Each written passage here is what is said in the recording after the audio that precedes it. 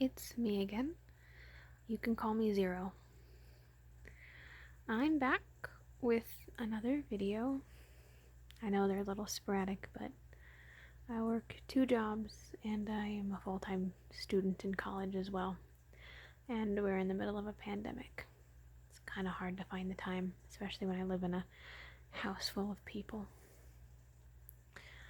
I got a new phone today, so I kind of wanted to celebrate that by testing out the video quality.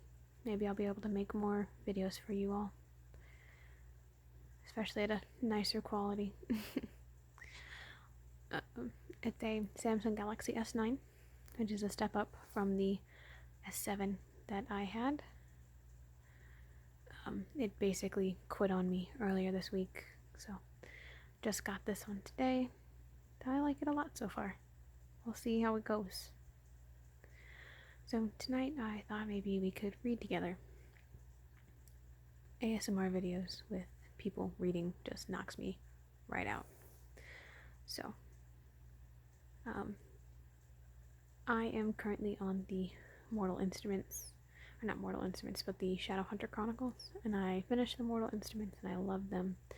So, one of my friends got me into the series and lent me the sequel trilogy. So this is book 3 of the sequel trilogy, so big spoilers to those who haven't read the book yet but want to, or it is a pretty new book still. It only came out a year or two ago, and it is a very large book, so I fully expect some people just haven't read it yet.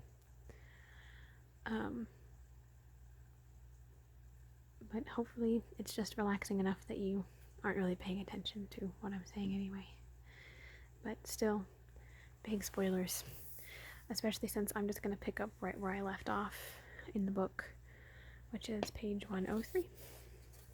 So let's start there, shall we? I'm not really going to worry about the camera angle because I'm going to be reading to you all. You all don't have to read as well.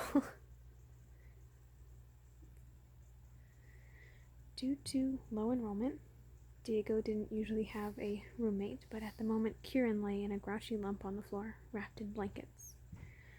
Folding his arms behind his head, Diego stared at the ceiling. He'd memorized the lumps and bumps in the plaster. For the first time in his life, he didn't have the concentration to read or meditate. His mind skittered like a nervous spider over thoughts of Jaime, of Christina, and of the Dearborns and their new inquisitor. Not to mention the unhappy fairy prince who was currently thrashing around on his floor. How long do you plan on keeping me here? Kieran's voice was muffled. He pulled a piece of blanket away from his face and stared at the ceiling as if he could come to understand what Diego saw in it. Keep you here? Diego rolled onto his side. You're not a prisoner. You can go whenever you like. I cannot, Kieran said. I cannot return to the wild hunt without bringing the wrath of the king upon the hunt. I cannot return to Fairy, for the king will find and slay me. I cannot wander the world as a wild fae, for I will be recognized, and I do not even know if the king is seeking me. Why not return to the Institute in Los Angeles? Even if you're angry with Mark, Christina would. It is because of Mark and Christina that I cannot go there. Kieran's hair was changing color in the dim light, deep blue to pale white. And I am not angry with either of them. It is only that I do not want... He sat up. Or perhaps I want too much.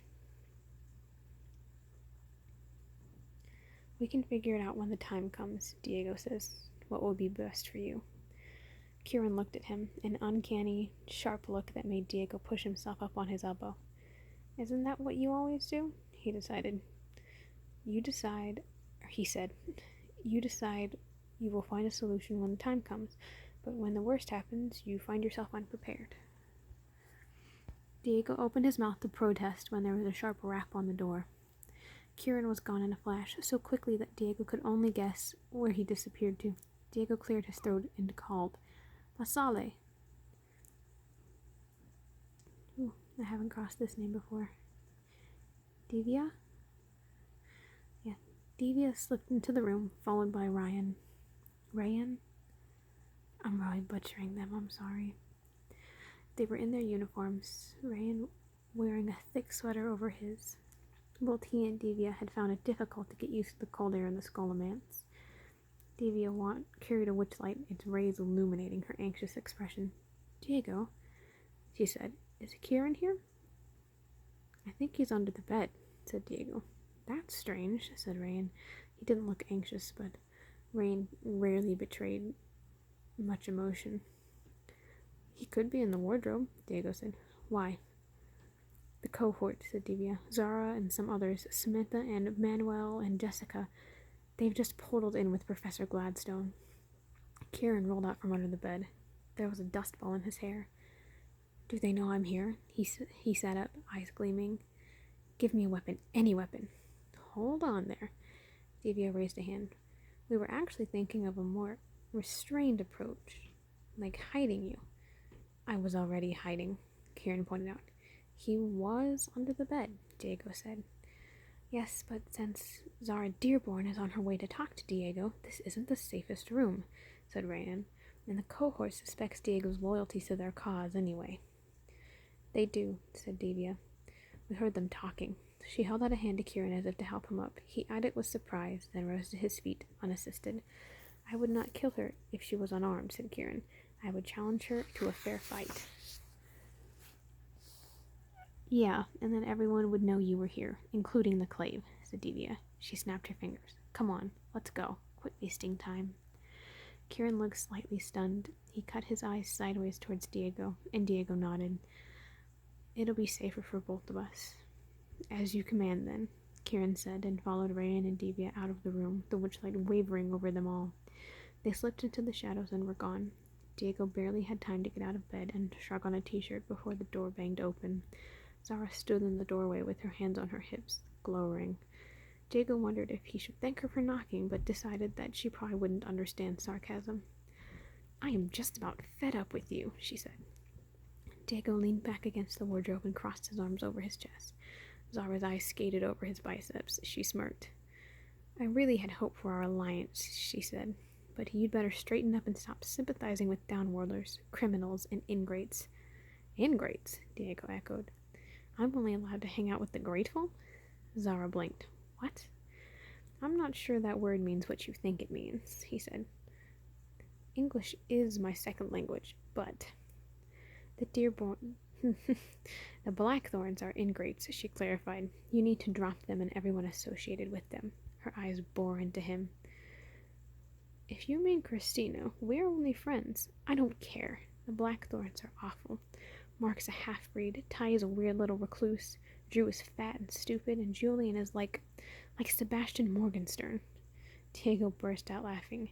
He's what? She flushed. He raised the dead. He didn't, actually, said Diego, though he knew it didn't matter. The cohort constantly changed the rules of the game when they were trying to make a point.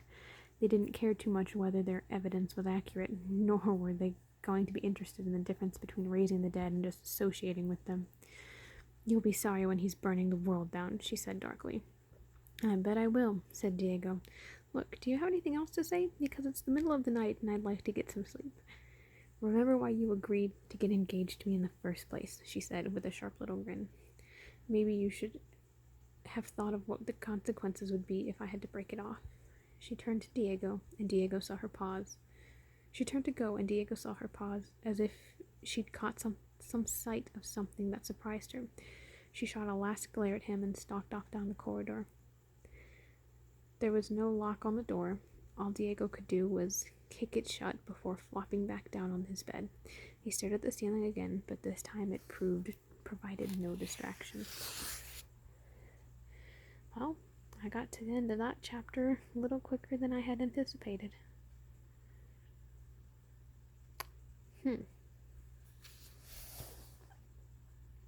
I'm contemplating continuing.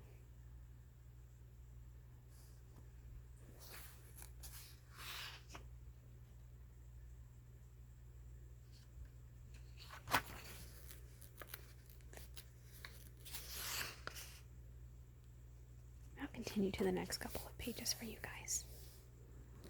Chapter 6. From a Proud Tower. Emma awoke with a pounding headache to a knocking on her bedroom door. She'd fallen asleep on the floor in all her clothes. Her hair was damp, sticking to her cheeks. She felt and suspected she looked like a shipwreck. "Come in," she called, and the door swung open. It was Julian. She sat up. For a moment they simply stared at each other. Emma felt cold all over. He would notice her blotchy face, her rumpled clothes. Even if he didn't love her, he would feel... "You'd better get dressed and cleaned up," he said. He wore jeans and a blue sweater that looked as if he'd slept fine. He looked good even, like a handsome stranger, someone she didn't know. There was nothing harsh in his voice, just a calm pragmatism. Pragmatism. Never mind, the dyslexia makes things harder than I thought it would be. She hadn't needed to worry he'd feel pity for her, she realized, or even guilt. He didn't feel anything at all. "Dane Larkspur just came by the house with a message," he said. "The Inquisitor wants to see us right away." The moment Christina opened the door to the kitchen, Helen popped up from behind the counter, holding a ladle and smiling brightly. "Good morning." Christina had woken early, her body scrambled by the time difference between LA and Idris, and sleepwalked her way to the kitchen, meaning to throw together some toast and coffee. Helen's energetic greeting made her want to lie down and nap on the table.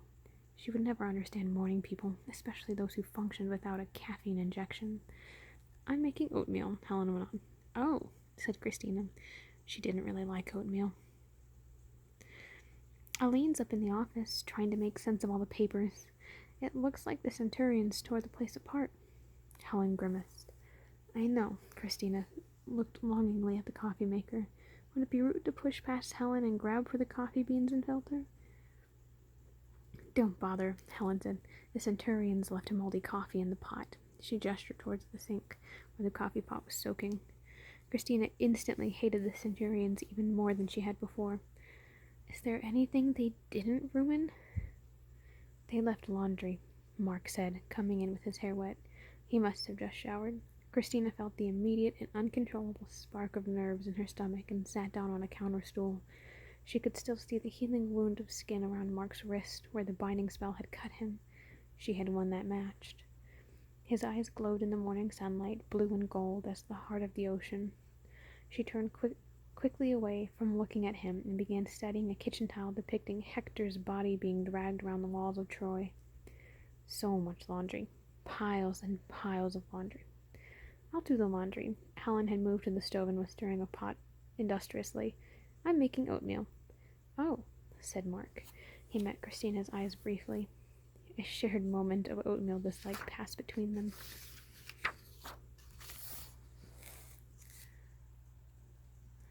More blackthorns started piling into the kitchen. Ty followed by Kit, and then Drew and Tabby. There was a babble of voices, and for a moment things felt nearly normal. Nearly. Without Emma, she knew, the Institute would never be home for her. Emma had been the first person she'd met in Los Angeles. Emma had befriended her instantly and without hesitation. Her introduction to LA had been going to all of Emma's favorite places, her secret beaches and canyon trails. It had been driving in the car with her with the radio on and their hair down, hot dogs at Pink's, pie at the Apple Pan at midnight. It was hard not to feel anchorless now, an unmoored boat on the tide. But she clung to what Emma had said to her. "They'll need you. Mark will need you." Ty grabbed a bag of potato chips off the counter and handed it to Kit, who gave him a thumbs up. They had a way of communicating without words, almost like Emma and Julian did. "You don't need those," Helen said. "I'm making oatmeal." She pointed at the table with her spoon. She set it with matching bowls and even a vase with a sprig of wildflowers. "Oh," said Kit. "I want pancakes," announced Tabby. "We're not staying for breakfast," said Ty. "Kit and I are going to the beach. We'll see you later." "What?" Helen began, but it was no use. They'd already left, Ty dragging Kit behind him with a firm grip on his wrist. Kit shrugged apologetically before disappearing through the door. "I hate oatmeal," said Drew. She sat down at the table, frowning. "I hate oatmeal, too," said Tabby, pushing in next to his sister. He frowned too, and for a moment the resemblance between them was almost comical. "Well, oatmeal is what there is," Helen said, "but I can make toast too." Not toast, said Tabby. Pancakes. Helen shut the stove off. For a moment she stood staring down at the pot of cooling oatmeal. In a small voice she said, I don't know how to make pancakes. Christina got hurriedly off her stool. Helen, let me help you make some eggs and toast, she said. Julian can make pancakes, said Tabby. Helen had made room for Christina at the counter by the stove. Christina handed over bread. As Helen loaded up the toaster, Christina saw that her hands were shaking. I really don't want eggs for breakfast, said Drew. She picked one of the flowers out of the vase on the table and plucked off its head. Petals showered down onto the table. Come on, both of you, said Mark, going over to his younger brother and sister and ruffling their hair affectionately. We just got back. Don't give Helen a hard time. Well, she doesn't have to make breakfast, said Drew. We could make our own. Helen hurried over with a plate of toast and set it on the table. Drew stared at it blankly. Come on, Drew, she said. Just eat the bread. Drew stiffened all over. Don't tell me what to eat and not to eat, she said. Helen flinched. Tabby reached for the jam and upended it, shaking it until sticky jelly splattered all over his plate, the table, and his hands. He giggled. Don't, no, Helen said, grabbing the jam out of his hands. Tabby, don't do that. I don't have to listen to you, Tabby said, his small face flushing. I don't even know you. He pushed his way past Drew and bolted from the kitchen. After a moment, Drew shot Helen a reproachful look and darted after him. Helen stood where she was, holding the empty plastic jam jar, tears running down her face. Christina's heart went out to her. All she wanted was to please her siblings, but they couldn't forgive her for not being Julian. She moved toward Helen, but Mark was already there, putting his arms around his sister, getting jam on his shirt. It's all right, Christina heard him say. When I first got back, I was always messing things up. I got everything wrong. Feeling like an intruder, Christina slipped out of the kitchen. Some family scenes are private. She headed down the hall slowly. She was sure there was a second coffee maker in the library. Half her mind on what Mark had said to Helen. She wondered if he really felt that way. She remembered the first time she'd seen him, crouched against the wall of his bedroom as the wind blew the curtains around him like sails. The bond she had felt with him had been immediate. She hadn't known him before the hunt had taken him, and had no expectations of what he was like or who he should be.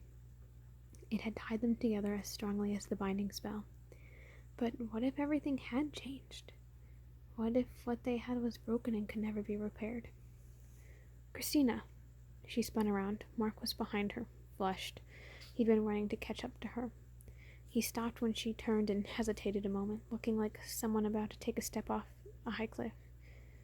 I have to be with Helen now, he said, but I need to talk to you. I've needed to talk to you for a long time. Meet me in the parking lot tonight, when the moon is high. She nodded, too surprised to say anything. By the time it occurred to her that when the moon is high wasn't very helpful, what if it was cloudy? He'd already vanished down the hall. With a sigh, she headed off to send Katerina Lost a fire message. And I think I'll leave it there. I hope you all enjoyed this. I hope you have a good night. I hope you sleep well or already asleep. Good night, and I'll see you next time.